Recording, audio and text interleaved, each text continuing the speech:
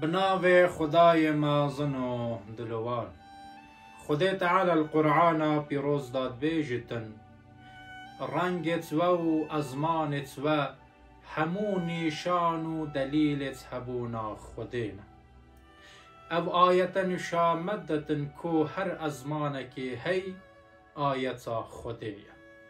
دبید ام قدر و قیمت هر ازمانکی بگیرین چونکه ازمان همو براوت یکن.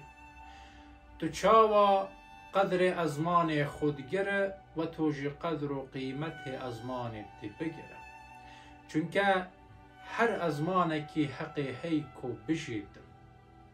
ازمان هبوناتیه، ازمان ناسناماتیه، ازمان همو تشتیتیه. ناسناما خوب پارزه داکو بهیه پارستن.